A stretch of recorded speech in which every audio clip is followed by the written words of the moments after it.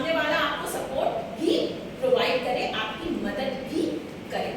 Scaffolding एक नया word है, वो अभी हम लोग लेटर ऑन अभी डिस्कस करेंगे।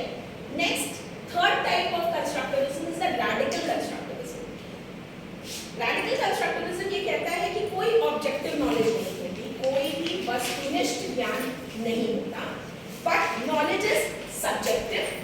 Each individual construct his own knowledge depending upon his individual differences. कोई भी वस्तुनिष्ठ ज्ञान नहीं होता या एक ही चीज कुछ नहीं होती ज्ञान, बल्कि जो ज्ञान है वो सब्जेक्टिव है, आत्मनिष्ठ है। हर व्यक्ति अपनी अनुसार अपने इंडिविजुअल डिफरेंसेस के अकॉर्डिंग अपना नॉलेज कंस्ट्रक्शन करता है। सब्जेक्टिविटी होती है because previous experiences are involved in this. Next is the humanistic constructivism. Humanistic constructivism के जो जनक थे वो थे नोवाक, और नोवाक का ये मानना था कि पूरे नॉलेज कंस्ट्रक्शन के प्रोसेस में it is the emotion that plays a very important role. क्योंकि ह्यूमनिस्टिक अप्रोच है, ह्यूमैनिटी की बात करेंगे तो उन्होंने कहा कि इमोशन ज़्यादा इंपॉर्टेंट है, या इमोशंस बहुत इंपॉर्टेंट रोल प्ले करते हैं नॉलेज कंस्ट्रक्शन में। And he emphasized on concept map in the process of knowledge construction. तो कहीं ना कहीं ये कॉन्सेप्ट मैप की भी बात कर रहे हैं और इमोशंस को फोकस कर रहे हैं कि हमारे इमोशंस हमारे नॉलेज कंस्ट्रक्शन में हेल्प करते हैं। Next now principles of constructivist approach of learning, we can just go through it, बहुत इंपॉर्टेंट है और सिंपल से है। पहला प्रिंसिपल है, main principle of constructivism is that knowledge is not received passively but it is actively built up by the learner. Passively हम निष्क्रिय रूप से ज्ञान को प्राप्त नहीं करते हैं, बल्कि हम सक्रिय रूप से ज्ञान का निर्माण करते हैं। Second thing is that the learner remains active, not passive, ये बात भी हो चुकी है। It emphasizes on learner-centered approach, क्योंकि पूरी का पूरा जो शिक्षा व्यवस्था है, अगर कंस्ट्रक्टिविज्म के थ्रू चले, नॉलेज कंस्ट्रक्शन के बारे में बात करें तो स्टूडेंट खुद ही करता है।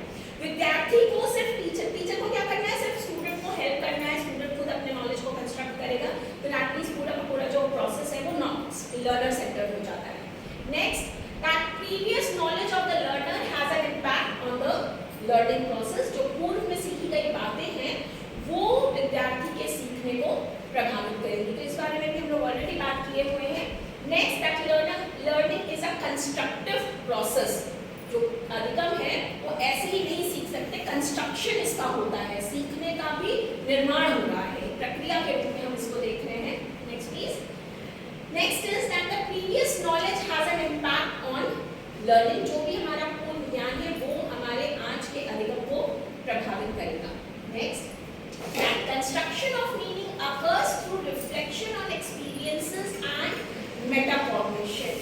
क्योंकि यहाँ पर कंस्ट्रक्शन ऑफ नॉलेज की बात है, तो कंस्ट्रक्शन ऑफ नॉलेज हम कैसे करेंगे? By reflecting on our own experiences. जो हमारे पास पूर्व अनुभव है, जो भी अनुभव है, उस पर हमको चिंतन मनन करना पड़ेगा और हमको अपने मेटाकॉग्निशन को यूज करना पड़ेगा। What is metacognition? Anybody? Knowledge of knowledge, knowing about knowing. आप अपने अंडरस्टैंडिंग के बारे में कितना जानते हैं? मैं तो कंस्ट्रक्टिविज्म को कहती हूँ वही है, समझ के समझ को समझो, समझना भी एक समझ है, वही है ये कंस्ट्रक्टिविज्म पूरा, कि समझना है उसको समझ के ही समझना है। Next is that learning is contextual. जो ये सिद्धांत जो पाठन है इसका एक प्रिंसिपल ये है कि जो सीखना है वो संदर्भात्मक होता है। That means we do not learn isolated facts. कोई भी चीज अचानक से हमारे सामने आ जाए तो हम उसे नहीं सीखते हैं, जब तक हम उसको कंटेक्चुअल बेसिस पे ना लें, उसका कोई ना कोई संदर्भ ना लें। हर चीज, जब भी हम कोई चीज नई सीखते हैं, that is always building on some past experiences. कुछ भी नया सीखेंगे तो हम हमेशा क्या करते हैं, उसको रिलेट करते हैं विद आवर पास्ट, कॉन्टेक्स्ट उसका बनाने की कोशिश करते हैं और तभी हम सीखते हैं। तो इसका मतलब if the learning is contextual, तो इसका मतलब जो हमें पहले से पता है उसके आधार पर हम नई चीज सीख रहे हैं, तो जितना ज्यादा हम पहले से जानेंगे, the more we know the more we can learn. जितना ज्यादा हम जानते रहेंगे उतना ज्यादा हम नई चीजों को सीख पाएंगे। मैम कुछ चीज़ें तो हम लोग पैसिवली भी सीख लेते हैं ना, मतलब कोई इंटेंशन नहीं होता है, कुछ पहले से सोच के नहीं चलते हैं, बट आसपास सराउंडिंग में हो रहा होता है वो चीज़ें आ जाती हैं। देखिए, हम पैसिवली नहीं सीखते हैं, एक्चुअली कहीं ना कहीं हमारा एक्टिवली हम इन्वॉल्व हो जाते हैं। भले हमें लगे कि हम पैसिवली सीख रहे हैं, लेकिन कहीं ना कहीं हम उसके मेंटल इमेजेस बना रहे हैं, कहीं ना कहीं उसका स्कीमा क्रिएट कर रहे हैं, तभी हम सीख रहे हैं। क्योंकि अगर हम पैसिवली जस्ट थ्रू ऑब्जर्वेशन अगर हम सीखने की बात करते हैं, तब तो वो कहीं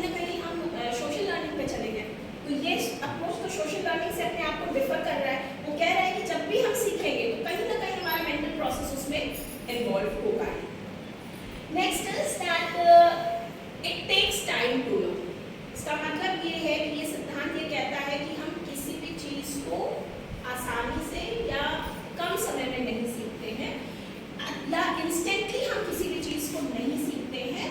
लर्निंग करने के लिए, सीखने के लिए what we need is our insight, reflection and pondering over the ideas.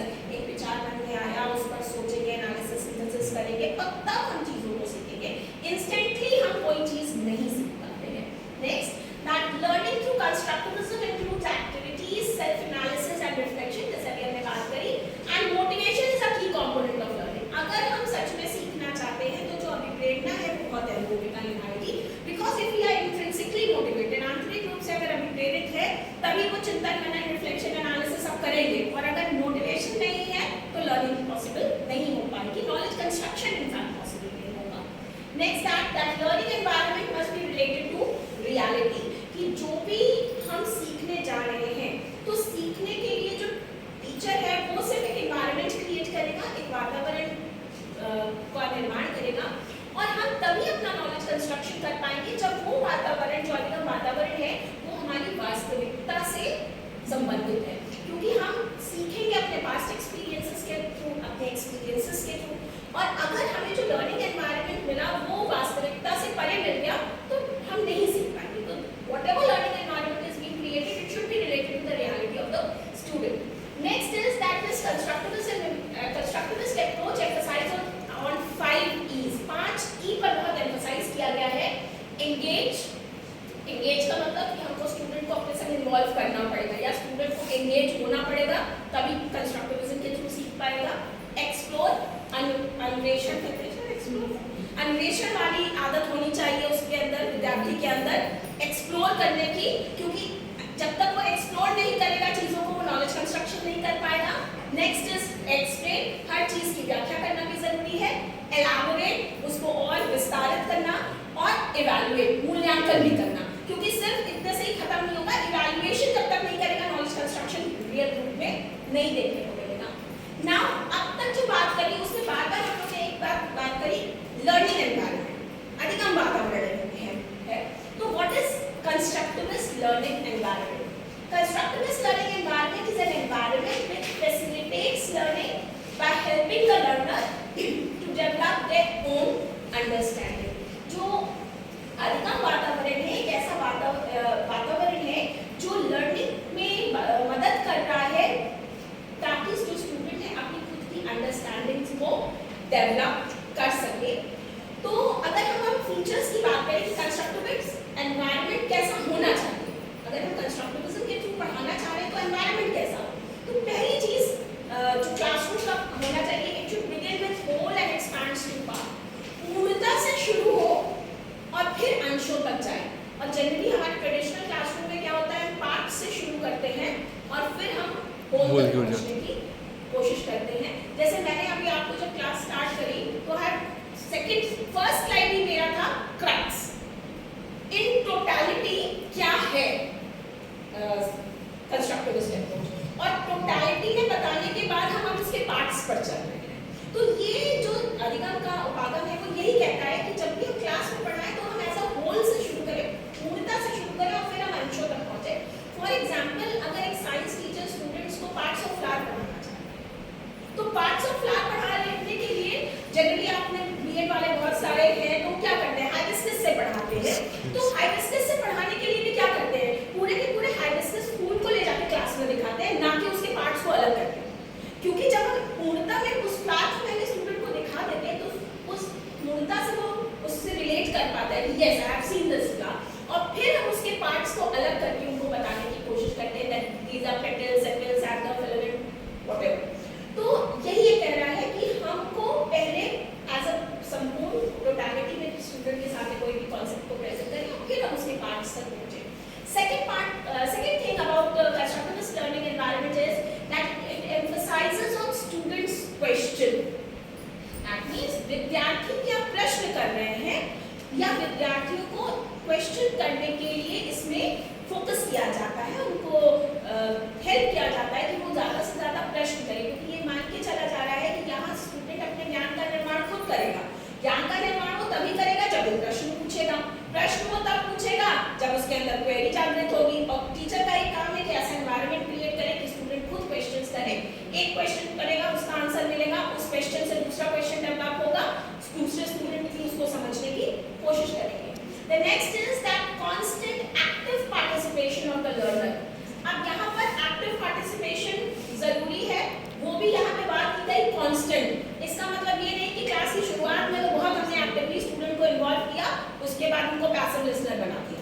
नहीं, if we really want to teach constructivism, the student should remain a constant active participation, उनका बहुत जरूरी है शुरू से अंत तक। Next is that the student's previous knowledge, beliefs, attitudes must be considered in the process of knowledge construction. अब teacher अगर कंस्ट्रक्टिविस्ट अप्रोच के थ्रू पढ़ाने की कोशिश कर रहा है तो उसको स्टूडेंट्स के जो इंडिविजुअल डिफरेंसेस है, व्यक्तिगत भिन्नताएं हैं, स्टूडेंट की क्या ज्ञान है, उनकी क्या मान्यता है, उनकी क्या अभिवृत्ति है, उन सबको कंसिडर करना पड़ेगा। उसको ऐसा लर्निंग एनवायरनमेंट क्रिएट करना है जो स्टूडेंट के हर बात को केटर कर सके, हर स्टूडेंट को केटर कर सके। Next is that students work in groups. Can we say deductive method will be used in constructivism approach? Both inductive and deductive. अगर deductive की बात करेंगे तो नहीं, deductive में तो आप पहले rules बता देते हो और उनसे कहते हैं आप एग्जाम्पल बताओ। लेकिन यहाँ तो inductive करना है कि उनको पहले एग्जाम्पल देके फिर थ्योरी निकलवाना। You have to create the own rules. जो मैंने अभी active voice, passive voice का आपको एग्जाम्पल दिया, वो actually Inductive method of teaching. Now, next is that the students work in groups. जो विद्यार्थी हैं वो समूह में काम करेंगे। क्यों समूह में काम करेंगे? अभी हमने आपसे पहले भी बात की, interaction is very important. अंतःक्रिया बहुत महत्वपूर्ण है। तो जब तक हम ग्रुप्स में वर्क नहीं करेंगे, interaction possible नहीं हो पाएगा। तो interaction is very important and it emphasizes on cooperative learning, सहयोगात्मक अधिगम पर भी बल देता है ये सिद्धांत। और एक चीज और है, क्योंकि यहाँ पे इंटरैक्शन की बात हो रही है, तो ये भी ये बात इसमें बार बार ये आ रही है कि इंटरैक्शन बहुत जरूरी है। जब तक अंतःक्रिया नहीं होगी आपस में टीचर की स्टूडेंट से, स्टूडेंट की स्टूडेंट से, तब तक उसका नॉलेज कंस्ट्रक्शन पॉसिबल नहीं हो पाएगा। Next, it emphasises on collaborative learning. Now what is collaborative learning? सब लोग साथ में सीखें, that means acquiring knowledge with the help of others। और जब भी हम collaborative learning की बात करते हैं तो उसमें मतलब ये है कि हम ग्रुप्स में काम कर रहे हैं और ग्रुप नहीं सीखता, उस ग्रुप में वर्क करते हुए इंडिविजुअल सीख जाता है। ठीक है ना? Next is that the student plays the central role. ये तो हम लोग पहले भी बात कर चुके हैं। Now here teacher work as a guide, helper and facilitator and they help the students to realise their potential. अब जो टीचर है वो एक गाइड और हेल्पर की तरह है और वो स्टूडेंट को ये भी हेल्प करेगा कि वो अपने पोटेंशियल को खुद समझे। बहुत से स्टूडेंट्स ये हैं जो अपने आप को अंडर एस्टिमेट करते हैं, तो टीचर का रोल है कि वो इस तरीके का एनवायरनमेंट क्रिएट करे कि स्टूडेंट अपने पोटेंशियल को समझे, क्योंकि तभी वो ZPD तक पहुंच पाएंगे। यहाँ तक तो सब पहुंचते, उसके ऊपर पहुंचने के लिए उनको मोटिवेट करना पड़ेगा कि नहीं, yes you can reach up to that level, what I will support you, मैं आपकी पूरी मदद करेंगे, यू कैन डू दैट। वो वाली चीज बहुत इंपॉर्टेंट है। Next is that a teacher helps in collaborative learning and they provide the opportunity for interaction. शिक्षक का ही भूमिका है वो विद्यार्थियों को आपस में इंटरैक्शन करने का मौका दे। Next is in a constructivist classroom, the assessment of student is done by anecdotal records, portfolio, project-based learning and oral presentations. अब यहाँ पर बिल्कुल ट्रेडिशनल से अलग हो गया। ट्रेडिशनल में क्या होता है, लास्ट में एग्जाम होता है, एग्जाम के हिसाब से इवैल्यूएशन हो जाता है। लेकिन कंस्ट्रक्टिविस्ट लर्निंग एनवायरनमेंट में क्योंकि it emphasises on knowledge construction, विद्यार्थी अपने ज्ञान का निर्माण खुद कर रहा है, इसलिए जो उसका असेसमेंट हो रहा है that is on the basis of oral presentation. Written presentation भी नहीं है, oral presentation. How you have come to know the things, आप ओरली बताएं। प्रोजेक्ट बेस्ड लर्निंग, प्रोजेक्ट्स बनाएंगे, पोर्टफोलियो एंड एनेक्डोटल रिकॉर्ड्स के थ्रू किस तरीके से स्टूडेंट पूरे समय काम कर रहा है,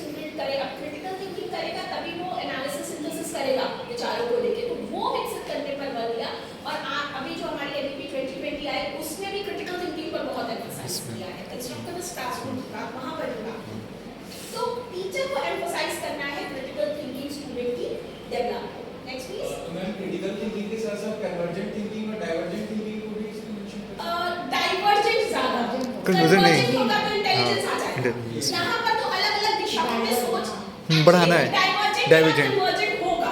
पहले उनको डाइवर्जेंट थिंकिंग कराएंगे, रिफ्लेक्शन कराएंगे, एनालिसिस कराएंगे और फिर सिंथेसाइज करके कन्वर्जेंट थिंकिंग करके एक पॉइंट तक पहुंच जाएंगे। नेक्स्ट, अब according to Weir 1999 he said that the constructivist learning environment must include certain practices। अगर हम constructivist learning environment की बात करते हैं तो 5 चीजें होनी उसके लिए जरूरी है। पहला उन्होंने कहा पर्सनल कंस्ट्रक्शन ऑफ रियलिटी। इसका मतलब ये हुआ कि जो स्टूडेंट है वो अपने ज्ञान का निर्माण अपनी खुद की रियलिटी, अपनी खुद की वास्तविकता के अनुरूप करेगा। दैट मींस कि अपने अनुभवों के आधार पर हर विद्यार्थी अपने ज्ञान का निर्माण अलग-अलग कर सकता है। Next, simulated authentic learning experiences. इसका मतलब ये हुआ कि ऐसा लर्निंग एनवायरनमेंट क्रिएट करने की जरूरत है जो रियल लाइफ एक्सपीरियंसेस से रिलेटेड हो, क्योंकि जब तक वो वास्तविक जीवन से संबंधित नहीं होगा विद्यार्थी अपने आप को उससे रिलेट नहीं कर पाएगा। हमें ऐसा लर्निंग एनवायरनमेंट क्रिएट करना है जहाँ पर हम ऐसे लर्निंग एक्सपीरियंसेस प्रोवाइड करें जो उसके वास्तविक जीवन से संबंधित हो और जो विद्यार्थी है वो अपने अनुभवों के आधार पर अपनी वास्तविकता के अनुसार अपने ज्ञान का निर्माण करेगा। तीसरी चीज है मल्टीपल पर्सपेक्टिव। सिर्फ विद्यार्थियों को एक ही तरह से सोचने पर एम्फसाइज टीचर को नहीं करना है। मल्टीपल पर्सपेक्टिव, अलग-अलग दृष्टिकोण विकसित करने की कोशिश करनी है टीचर को। मतलब टीचर डाइवर्जेंट थिंकिंग आ जाएगी इसमें, डाइवर्जेंट थिंकिंग आ जाएगी, क्रिटिकल थिंकिंग डेवलप होगी और टीचर को क्या करना है, they should provide different opportunity to the student कि उनके मल्टीपल पर्सपेक्टिव डेवलप हो। फॉर एग्जांपल, अगर टीचर क्लास, एक मैथमेटिक्स टीचर है और क्लास में ये बताना पूछता है स्टूडेंट से कि बताओ कि एक इवन नंबर को ऑड नंबर में कैसे चेंज कर सकते हैं। एक इवन नंबर को ऑड नंबर में कैसे +1, ठीक है, बोलो कैसे चेंज करेंगे, खुद ही आंसर बता दिया। हाँ, किसी भी इवन नंबर में +1 करेंगे तो -1 ऑड हो जाएगा। लेकिन क्या यही एक पर्सपेक्टिव है, क्या नहीं, यही एक दृष्टिकोण है? नहीं है। तो अगर हम सिर्फ ये बताते हैं yes even number can be change to odd number by adding 1, एक पर्सपेक्टिव है, लेकिन यहाँ ये कह रहा है कि मल्टीपल पर्सपेक्टिव उनको डेवलप करना पड़ेगा। हमें फिर स्टूडेंट को एनकरेज करना पड़ेगा, ये तो एक मेथड है, और मेथड बताओ। तो स्टूडेंट ये कहेगा -1 करने से भी इवन ऑड में चेंज हो जाता है। एक ऑड और एक इवन को ऐड कर दे तब भी ऑड बन जाता है। एक इवन से ऑड को माइनस कर दे तब भी ऑड बन जाता है। तो जनरली सबसे पहले हमारे दिमाग में जो अनिलेश ने कहा +1 कर देंगे, लेकिन +1 तक ही हमको अपने आप को रेस्ट्रिक्ट नहीं करना है। हमको स्टूडेंट को एनकरेज करना है कि now you have to develop, think about this problem through different perspective. और बताइए multiple perspective you have to develop, तभी स्टूडेंट की वो नॉलेज कंस्ट्रक्शन हो पाएगा कि एक ही मेथड नहीं है ऑड और इवन में बदलने का। नेक्स्ट इज एक्टिव लर्निंग की बात उन्होंने करी, सक्रिय अधिगम की बात करी। दैट मींस कि जो स्टूडेंट है वो अपनी नॉलेज खुद क्रिएट करेगा through active learning. Active learning का मतलब कि